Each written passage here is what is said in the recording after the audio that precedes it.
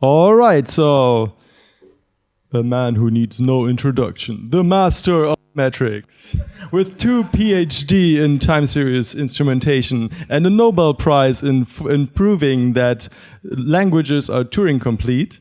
I give you Brian Brezel telling you how to write an exporter. So it has come to this. Yes. And you now must write an exporter. So we know all this already. There'll be a test. So if you're using Prometheus, what you're meant to do is directly instrument your code, using the client library directly without wrapping it. And because then you can get kind of an intrusive view throughout your stack and see everything. But in reality, theory and practice, in theory they're the same, in practice they aren't. Because we have the exporters. Now there are a small number, I think there's about 10 things out there that directly expose Prometheus metrics, like etc.d, Kubernetes, robust IRC. But today most things don't. And that's just a fact of life we have to deal with. But a lot of applications expose metrics in a myriad of formats, and the consistencies between them don't exist. Like, maybe they're using JSON. Like, we actually have a regular question, can Prometheus accept JSON? And it's like, yes. Can you accept this piece of text I've written in the Latin alphabet? It's like, well, I know the Latin alphabet, but I have no idea what language you're using. So in reality, what we need is a custom bit of code in all cases to convert this into something that makes sense to Prometheus and makes sense to us as human operators using the system and using PromQL. Because what exporters are is that in principle Prometheus will be going direct to the code, and an exporter kind of just sits in the middle as a middleman and just takes in the scrape, sends it on, processes it, and sends it back again. That's what it's doing.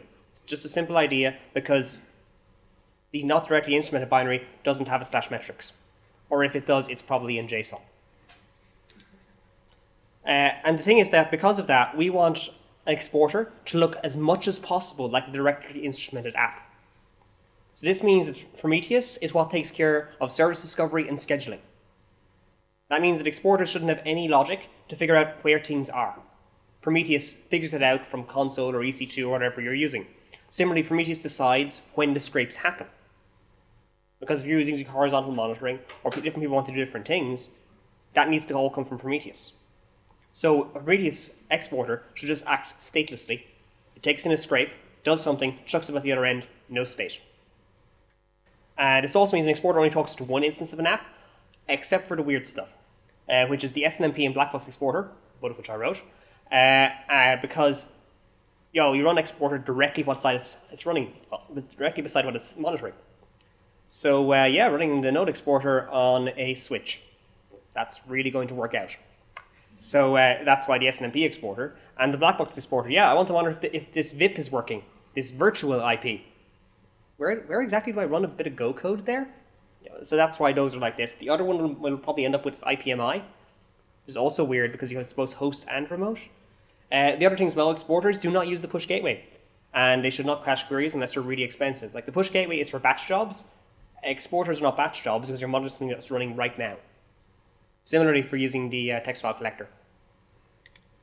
The thing is that direct instrumentation, when you're doing it, there's a set of rules, and there are guidelines, but things tend to be very, very black and white as to what's correct and what's not. Now, naming metrics is still a bit more of an art than a science, but there are some rules you should be following. And if you don't follow them, I can't stop you, but I will be very disappointed. Exporters, on the other hand, are trade-offs. Everything's a trade-off.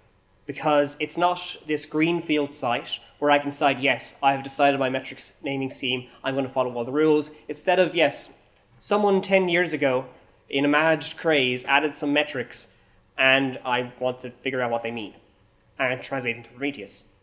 And there's 10,000 of them. What am I going to do? How do I interpret all this? So you need to decide, are you going to go for each of those 10,000 metrics? The worst ones we have are about 1,000, to be honest, not 10,000. Are you going to do each of those individually and handcraft the most perfect exporter ever? The most fine exporter ever and spend all the maintenance effort when the next version comes out and everything changes? Or do you just go, yeah, I'm just going to take all of that, sanitize it so the metric names are valid, and chuck it at the other side and never have to touch that again? And that's the sort of trade-off you're making. It's like, do I get it perfect and follow all the rules perfectly, like I would try to do for direct instrumentation? Or do I just go for something simpler because it's lower maintenance in the long run? And you have to make that trade-off of your engineering time versus then the people who are going to be using this exporter. So we're going to start off then with various parts. So this stuff, it also applies to direct instrumentation because, well, it's all the same rules. It's just that there's leeway when it comes to exporters. So to start off with, when you're naming metrics, request latency.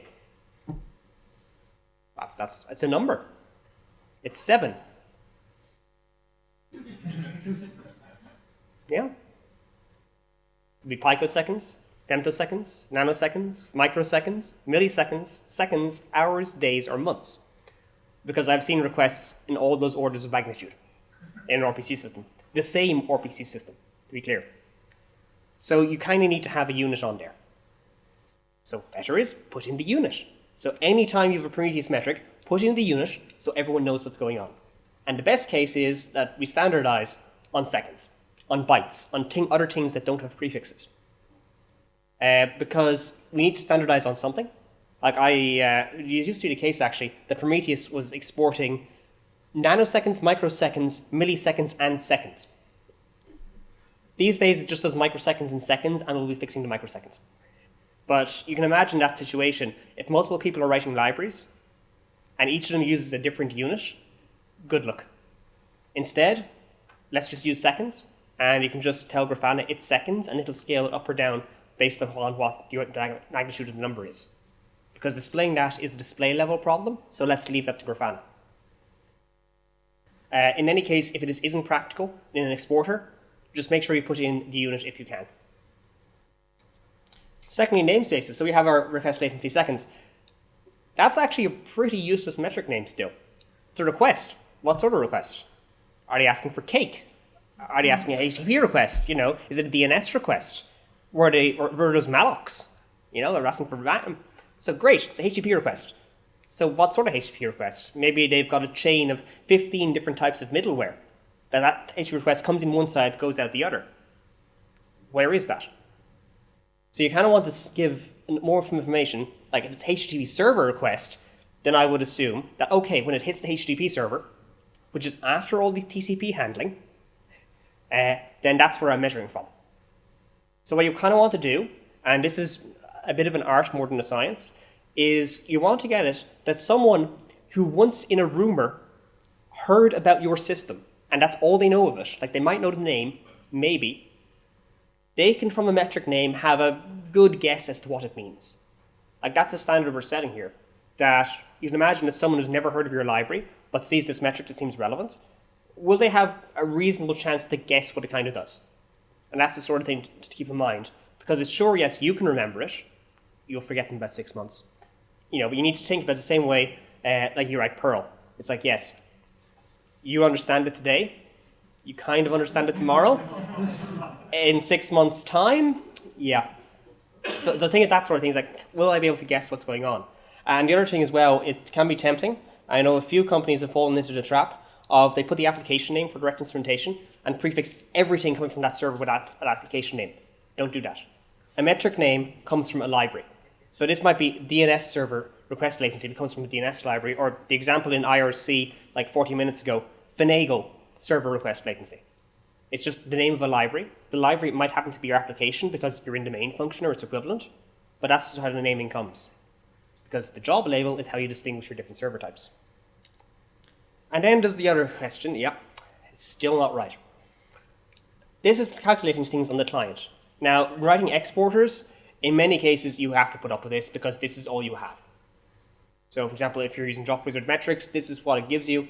In fact, it's even more complicated than that.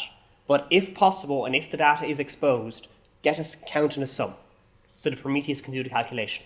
Because the principle of Prometheus is basically the only thing we do inside client libraries is addition, and everything else is handled in Prometheus, all the rate calculations. Because this is much more powerful and it's much better for aggregation.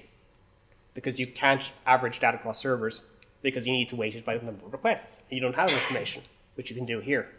So if ever possible, if you have raw data, expose it to Prometheus so we can do the proper math on it. Ratios. This one I have to point out. So ratio is the base unit, because a percentage, well, the percent means 100. And this I need to point out as well. Somewhere between 30 and 40% of metrics that are exposed with the name percentage are actually ratios. As a reminder, ratios typically go from 0 to 1. Percentages go from 0 to 100. Now, not always, obviously you can have things outside those bounds. In fact, there was one example in a talk yesterday of something called percentage that went from 0 to 1. So this is very common. Be very careful when looking at any exporter which has something called a percentage. And even better, if you can get the raw data, always good to get the raw data. So a common one you see is disk used and memory used. Because, well, can we actually get the total disk space and the free disk space and then divide? But always check, is it actually a percentage? Or is it actually a ratio? Because people commonly get this wrong. So that's a common gotcha, unfortunately. There's the other thing about suffixes. So in Prometheus, we have some conventions. Some are enforced by the client libraries. They'll take care of them for you. Some aren't. So total is the convention for counter. Anything with underscore total is a counter. Gauges should not end up with underscore total. This is actually fairly common for some reason. Same underscore count seems to be a common thing because, yes, it's a count of something. Yes, all gauges are a count of something. This adds no semantic meaning. But what it does do is confuse us with some reason histograms which have an underscore count suffix. Also, there's an underscore sum as well in summary and histogram. And the other one is underscore bucket. You're unlikely to run into that one because no one uses that. It's just what a histogram uses. It's unlikely you're going to run into it. And yeah, gauges have no suffixes. Use total if it's a counter. If you're emulating a summary or histogram, count and sum. The other one is that, and this is where we come into a trade-off. Sometimes, you'll have a big long list of metrics. I'm going to take an example of MySQL, and you run show global status. And MySQL has a big long list of 497 entries as of the latest release. And you can see these two items here, the threads created and threads running, this is just two of them. Threads created, that's a counter. Threads running is a gauge. So, you could go through those by hand, and these change with every release, usually in a backwards compatible fashion, thankfully, and classify them by hand and get the right type and add in underscore total. Or you could value your life and just chuck them at the other end. Maybe lowercasing them. But this is a trade-off you have to make. I think the MySQL exporter actually started off doing everything by hand, and at some point it switched over to, no, we're just chucking them out. We're just going to sanitize them and chuck them at the other side and not care. So those are the sort of trade-offs you need to make. Is it worth your time? Like if there's only 10 or 20 of them, getting them perfect, like say the HA proxy exporter, that's fine. They don't grow too often, there's not too many of them, it's nice and stable. MySQL, that 497 in a year's time is probably going to be 600. It's just not practical to do that unless you have a lot of spare time. As I said, do not do math. Handle it all on the Prometheus side. Another anti-pattern I see sometimes, the labels of a metric. You see people putting underscore by type or things like that. That's not a good idea because we have a thing called aggregation. And if someone aggregates away the type label, this is now confusing. Because you have a metric name, if you're following the schemes, that has the word type in it, but isn't broken out by type. So avoid doing this. There is one case where it's okay. If you read the full doc, you'll see it. Snake case is our standard in Prometheus. Converting, however, automatically from camel case is not safe. There are cases like, I know we came across one in CloudWatch, because we do auto-convert that, where you get initialisms, like things that are all capitals, that tends to break anything that does that. Like I think TCP up. You might end up with TCP U underscore P if you were to do that naively. So that's the sort of thing you have to look out for. If things are sufficiently constrained and you can convert it, do. But don't feel obliged when doing an exporter to actually convert those, because this is all about trade-offs. Notice the process and scrape prefixes are actually, they're at least by convention, reserved in Prometheus. Scrape is used by Prometheus itself, so everyone knows about up, right? Which is a special variable. which everyone uses a lost. So we give it a short name. Technically, it should be scrape_up. At the moment, there's only one other such metric, which is called scrape duration seconds, which will tell you how long Prometheus took to scrape something. So if you have a server that's slow and you don't trust its numbers, check scrape duration seconds. If it's just gone up, it's run out of CPU. Because sometimes you just can't trust the CPU stats. And this also works for timeouts and so on. You can see, oh, it's been getting slower. It's kind of the second order way to spot slowness in your servers. And process, these are actually just standard exports. So these we try to get consistent across all client libraries. So that's the memory, CPU, file descriptors. Those are standard across client libraries, are the standard as we can get them. So if you want to add more stuff there, we have to add it on the list so everyone knows exactly the semantics of those. Because the principle is, if you have a metric name, like anywhere, like these should globally be defined as what that metric name means. So process CPU seconds means the total process CPU time of the process in seconds. And that's the same, it includes system time, it includes user time, and hopefully we can have that all standardized in Windows as well. And that's the sort of standardization we're looking, but it takes a lot of work for that to actually work because memory semantics aren't the same across operating systems. And like Windows has handles, not file descriptors. How do we handle that? And then the big question that always comes up is labels. So the general rule is, if you see something that should be in a label, yeah, put it in a label. But you need to be careful. There is lots of things that look like they should be labels, but aren't. So we actually had this a few times. Actually, I think there's an actual case we came up with. There's another example I see. There's a metric called LDB buffer pool pages data. And I think when the pull request first came in, and this is from memory now, I could be wrong, this bit here was all made into a label. To be clear, there's another like 40 different items under InnoDB buffer. So those are utterly unrelated. It makes no sense to make those a label. But these aren't actually safe to make as labels either. Because the thing is that what you want is, if you have a label breaking something out, it should be a partition over the space. They shouldn't overlap. And some of these, in particular, data is a total of everything. So you're double counting if you include these as well. So that's the sort of thing you have to read really carefully in the documentation and see, does it make sense to be a label, or do we have to put up with it doing it by hand?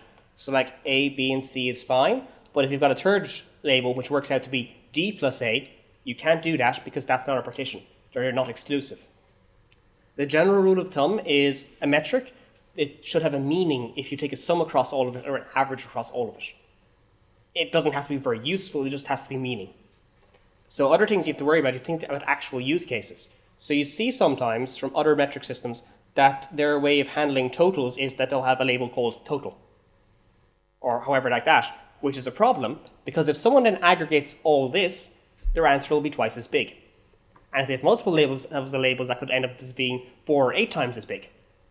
Similarly, another one you see is no label, which causes the exact same problem. Just please do not do this. One rule of instrumentation with Prometheus is any given metric should always have the same label on every single time series. It's very rare that you should be breaking that rule. Normally when you're doing weird data. I think we do it in the interrupts for a node exporter, and we really need to go fix that. Because it's just a weird piece of data to work with. Sometimes you just have stuff that's so unclear and unstructured that you kind of just like, it kind of works. And that's one example of that. There is an exception though, where the previous rule about sum and average across the metric, you can break it. And I call it the table exception because the data is just fundamentally tabular. So consider harder temperature sensors, right? You cannot sum or average temperatures. That makes no sense physically.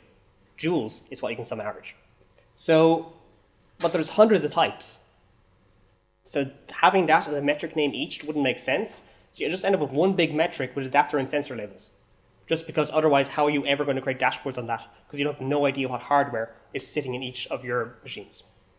And you can even imagine that voltages could end up inside here as well, depending on how that stuff's exported. So you end up with volts and Celsius inside the same metric, but if that's what the data is like and you can't distinguish in every sane way, what else are you going to do? At least one person, they'll probably only have like 10, 20 types of hardware and they can use regexes to fix it up. But as an exporter, you have to support everyone. Another one is failures and caches. So if you have a success and a failure metric, that's actually difficult to deal with because you need to add them together to get a total in order to divide. Much better to do failures and total. There's two separate metrics. Similarly for caches, do hits and total, or misses and total, or even hits and misses and total if you want to cover everything. Do not break out latency metrics by success or failure with a label. So this is actually a problem. It's not so obvious why, but what happens when you have latency broken out by success and failure is people only graph success. And you have to realize that we're humans. We are cognitively limited in what we do, especially in an emergency. And every special case you have to remember in an emergency, you're going to forget them after about 5. So if you have a graph and you think it's your entire latency, because normally failure rates are at 0, and then you start having timeouts that push up your overall latency, but your latency graph looks fine because you're only looking at successes. So to avoid that situation, at least in a system where failures are bad, as distinct from normal, you should always have your latency across everything, including failures, just to avoid that little trap when you're in an emergency.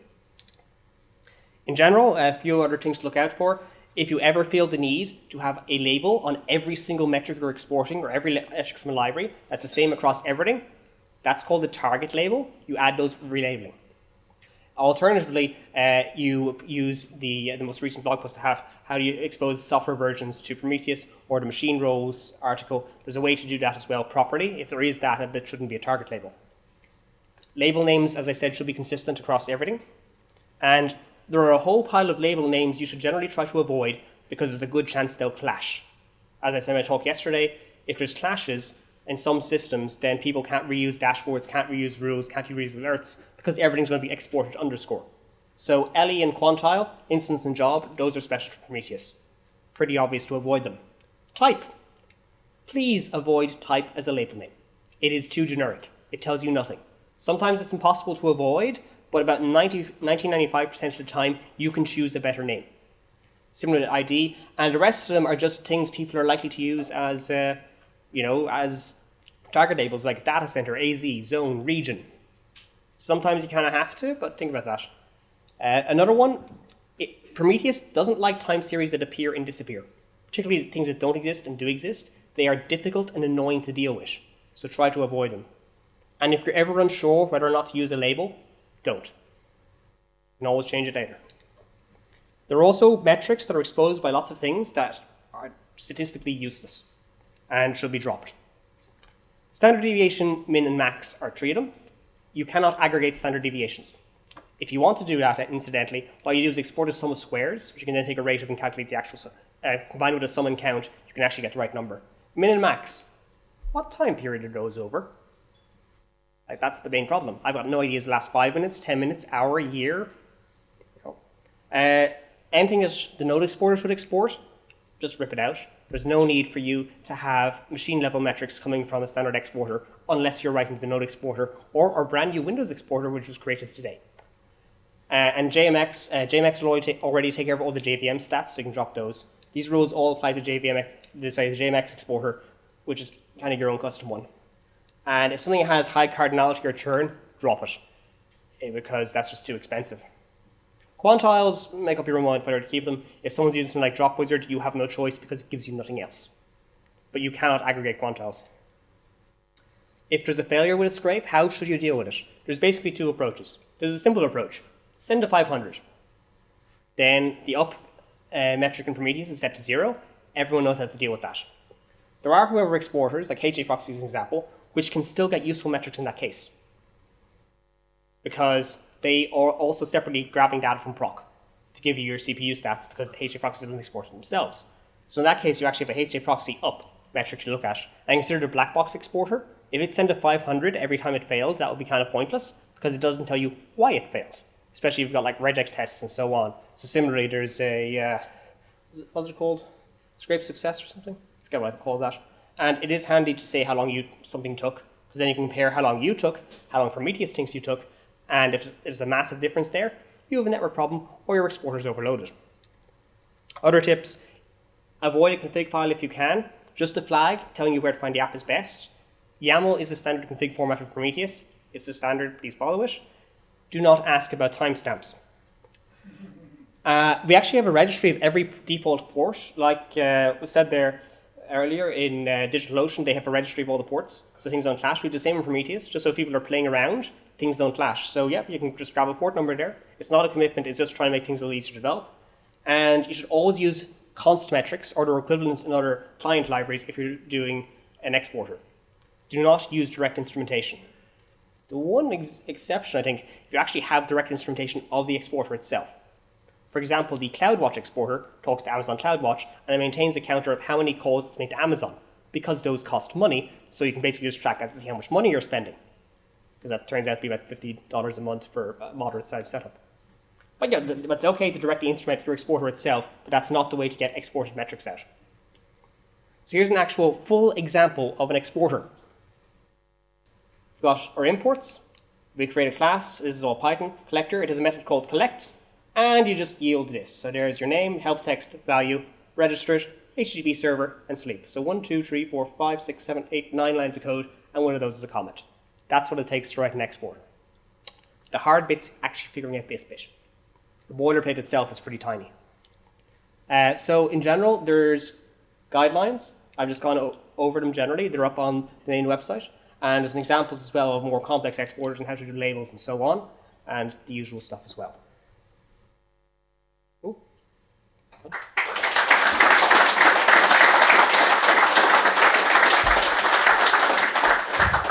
Thank you. Questions? You said on failure you could return a 500. What would you say about, in contrast to that, just don't answer that so that the exporter runs into a timeout and you have the exporter as marked as down so that you in the up metric see that the endpoint is obviously having problems responding? Yeah, it's just better to return instantly in those situations rather than timeout because you're using a slight amount more resources. But yeah, if you can return a 500 via the exporter, like not all client libraries will do that. Actually, right now, for example, the Python and Java clients have no protections using exceptions in collectors. So if you throw a 500, Prometheus will get one of those. Although actually there's a bug about that in Python. Anyway, let's fix that. But yeah, it's just simple and fast.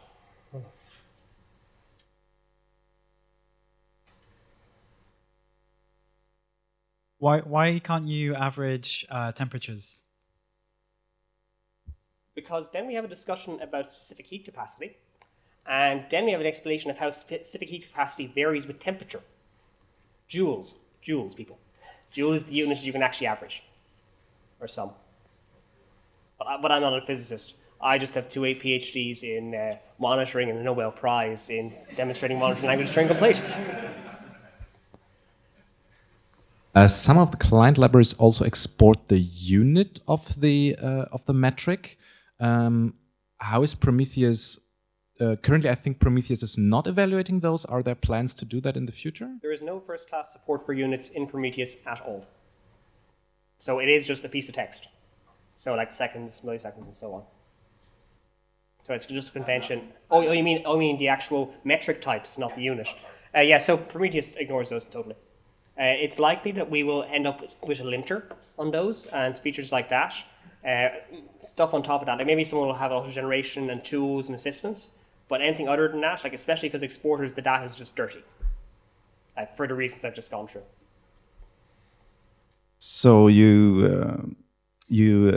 you imagine having an interface counter on switches, you usually have aliases on some interfaces and not descriptions or aliases on some other. You said that the target should match for all the metrics that you have. How would you attack that? So I'm not familiar with this particular SNMP that I think Ben's has an answer. Or do you have a question? You would just have an empty label. So you say alias null string.